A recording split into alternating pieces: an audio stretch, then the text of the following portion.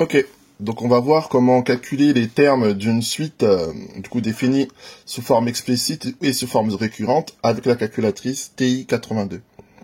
Alors tout d'abord, il va falloir changer le mode, puisque quand on appuie F de X sur la calculatrice, on voit que c'est des fonctions, d'accord? Ça nous donne des fonctions et nous, on veut des suites. Alors ce qu'on va faire, c'est qu'on va aller dans mode, voilà, et on va aller ici, on voit bien que c'est fonction qui est en surbrillance.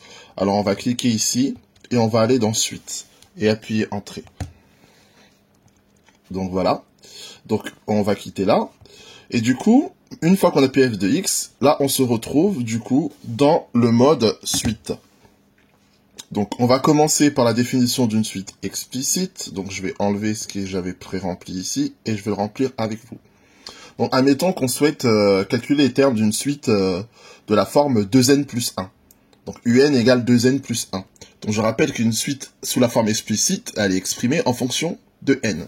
Donc on va écrire, là écrit, il y a bien écrit un, on va écrire 2n, donc 2.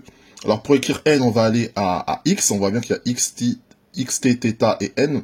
Donc on clique ici, on voit bien que ça nous écrit n. Donc nous on veut 2n plus 1, on écrit plus 1. Donc là, un égale 2n plus 1. On appuie entrée. Voilà.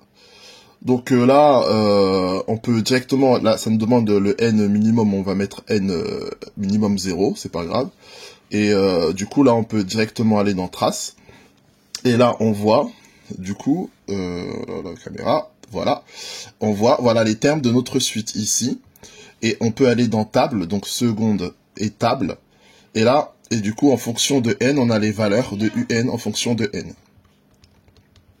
Donc voilà, ça c'est pour une suite sous la forme explicite. Maintenant, on veut calculer les termes d'une suite définie par récurrence. Donc on va retourner ici. Donc là, on a un égale 2n plus 1, c'est une forme explicite. Nous, on veut une forme récurrente. Une forme récurrente, pour rappel, c'est une forme un plus 1 en fonction de un. Donc là, on voit bien que la suite, elle est ici en fonction de n. Pour la forme récurrente, il faudra aller ici, sur le deuxième onglet ici. Donc on va monter, et on va aller appuyer entrée ici. Et là, on a la suite en fonction de n plus 1. Donc là, on veut par exemple un plus 1 égale à 2un plus 1. D'accord? Donc là, on voit bien que un plus 1 est pré-rempli ici. On veut écrire 2un. Donc on va écrire 2. Et pour écrire un ici, on voit bien que un il se trouve ici au niveau du 7, mais il est en rouge. Donc on fait seconde 7 et ça nous écrit 2u. Donc il va falloir écrire le n et pour ça on va mettre parenthèse n. Il faut pas oublier la parenthèse, hein, sinon ça peut faire ça fait un bug et du coup on rajoute le plus 1. Alors quand une suite est définie sous forme récurrente, très important, c'est de donner la valeur pour le premier terme de la suite. Donc on voit n minimum il est égal à 0, donc on commence bien ici à partir de u0. Il faut définir ce premier terme là, sinon il y aura un bug. Donc là on va dire que u0 est égal à 1. Et donc là comme tout à l'heure, si j'appuie trace, ça fonctionne. On voit la suite elle est définie de manière récurrente, j'ai bien mes valeurs de n et de un, et je peux aller dans table ici. Et là, en fonction de n, j'ai les valeurs de un qui se trouvent ici. Donc voilà.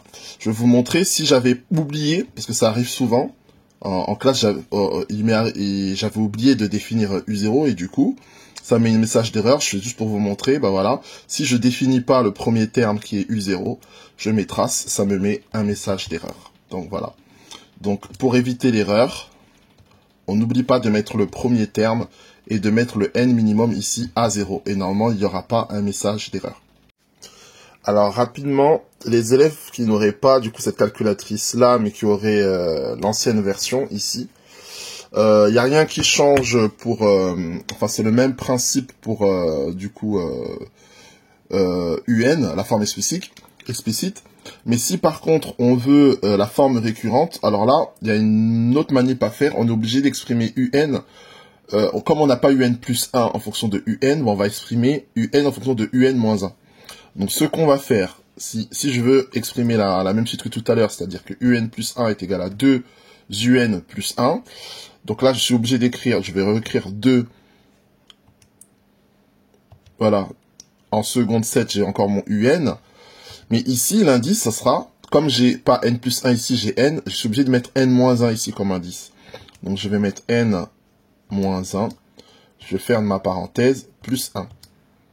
Et là, comme tout à l'heure, bien entendu, je ne dois pas oublier le n minimum qui est 0, que je vais utiliser ici. Hein. Là, le n minimum, il est égal à 0. Et le premier terme de ma suite, donc c'est u de n minimum, ça sera u de 0. C'est juste un peu plus compliqué, mais ça ne va rien changer. Et on avait dit que u0 était égal à 1. Et donc là, j'appuie entrée. Et quand j'appuie trace, j'ai la même chose. J'ai donc ma suite qui est ici. Et je peux appuyer table.